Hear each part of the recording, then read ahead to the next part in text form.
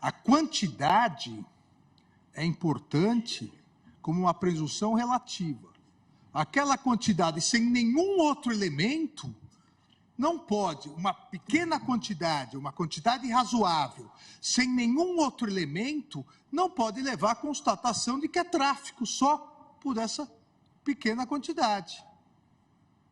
A fixação, e isso vale para inúmeros países, a fixação é como um elemento importantíssimo, mas uma presunção relativa. Assim, no intuito de se garantir, repito, a aplicação isonômica da lei de drogas, para evitar que, em virtude de nível de instrução, idade, condição econômica, cor da pele, você possa portar mais ou menos entorpecente, mais ou menos maconha, e em virtude de uma dessas condições, ou todas somadas, e se tem o exemplo, analfabeto, negro e jovem, ele leva a desvantagem em relação ao branco, maior de 30 anos, com curso superior, que pode ter, às vezes, até 136% mais de droga. Não há razoabilidade nisso. Então, no intuito de se garantir a aplicação isonômica da lei de drogas, em absoluto respeito ao princípio da igualdade, de maneira a diminuir essa excessiva discricionariedade das autoridades públicas, de todas elas que fazem parte da persecução penal, repito, desde a polícia até o judiciário, passando pelo Ministério Público, para evitar essas discrepâncias, eu entendo necessário a fixação de uma presunção relativa, de uma mediana de uma quantidade de maconha que induza a autoridade a entender que aquilo é ou tráfico ou uso, ou para uso, ou usuário. A partir disso, obviamente, outros elementos, o que vai também melhorar muito a condição dos flagrantes, passando a exigir que nos flagrantes se coloque de forma mais detalhada o que foi apreendido também. A narrativa melhor, isso vai auxiliar o trabalho do Ministério Público, auxiliar o trabalho do Poder Judiciário, e números, e esse estudo mostra que, em grande parte, a maioria dos flagrantes, o único elemento descritivo é a quantidade e o testemunho da autoridade policial. Então, é importante que isso seja mais trabalhado, que se analise outros fatos com apreensão de instrumentos, como eu disse, cadernos de anotação, balança, celulares, que se descreva melhor as circunstâncias de apreensão, que se coloque testemunhas dos locais de apreensão.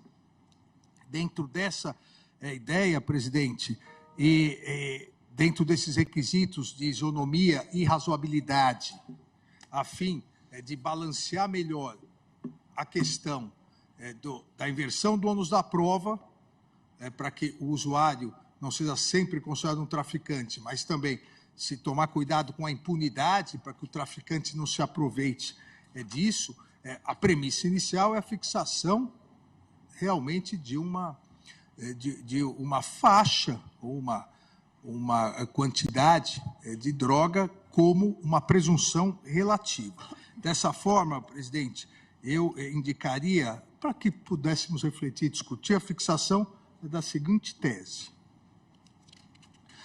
1.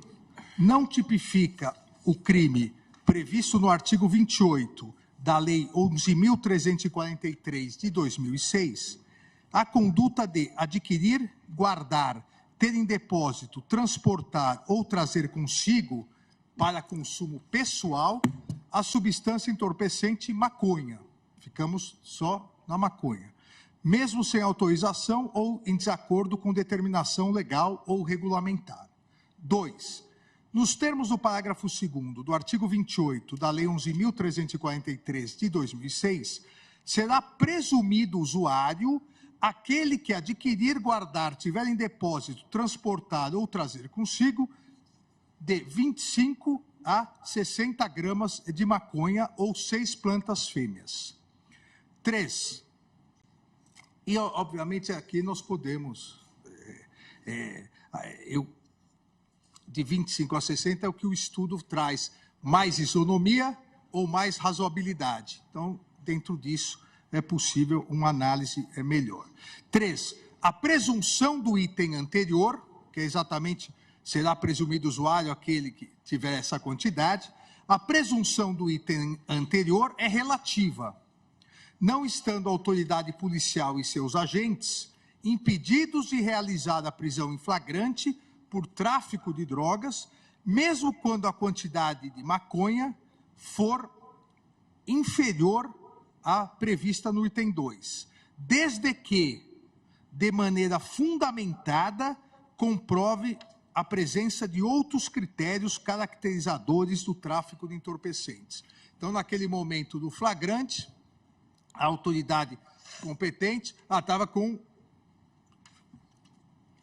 6 gramas, mas estava entrando no presídio para vender dentro do presídio, ou estava com 10 gramas, foi pego vendendo. Tem que descrever fundamentadamente os outros requisitos, porque claramente aí é o tráfico. Nas hipóteses, 4, nas hipóteses de prisão em flagrante por quantidades inferiores a fixadas no item 2, para afastar a presunção relativa, e aqui, presidente, algo que não havia no momento do voto dos eminentes ministros, não havia ainda audiência de custódia. Tanto que o ministro relator, o ministro Gilmar, coloca como uma previsão que deveria ser apresentado imediatamente ao juiz. Aproveitando já a instalação da audiência de custódia, essa realidade que o Supremo Tribunal Federal instalou, inclusive, à época na presidência do ministro Ricardo Lewandowski, na presidência do Supremo Tribunal Federal e do Conselho Nacional de Justiça, esse item 4 coloca, nas hipóteses de prisão em flagrante por quantidades inferiores à fixada no item 2, para afastar a presunção relativa, na audiência de custódia, a autoridade judicial, de maneira fundamentada, deverá justificar a conversão da prisão em flagrante em prisão preventiva e a manutenção da persecução penal, apontando obrigatoriamente outros critérios caracterizadores do tráfico de entorpecentes, tais como a forma de acondicionamento, a diversidade de entorpecentes, a apreensão de outros instrumentos, como balanças, cadernos de anotação, celulares como contatos de compra e venda, locais e circunstâncias de apreensão, entre outras características que possam auxiliar na tipificação do tráfico.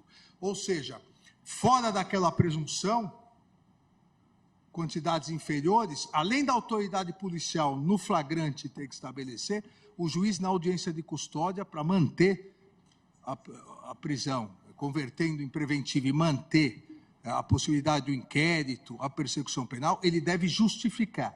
Se chegou a autoridade policial flagrante sem nenhuma justificativa, só com a quantidade, o juiz aí estará obrigado, na audiência de custódia, estará obrigado a trancar imediatamente essa possibilidade de persecução penal. Ou seja, nós podemos dividir essa responsabilidade que é importante, a polícia no primeiro momento, mas na audiência de custódia, o juiz também deve analisar se outros requisitos realmente afastam aquela presunção relativa.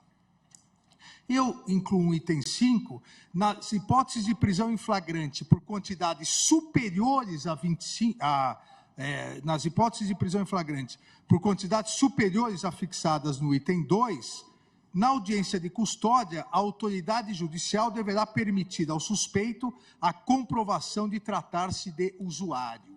Aqui, presidente, me parece importante, porque sabemos que a audiência de custódia, ela, para todos os crimes, ela existe para verificação da regularidade do flagrante e para verificação se não houve o abuso de autoridade, se não houve agressões. Ela não entra ainda no mérito.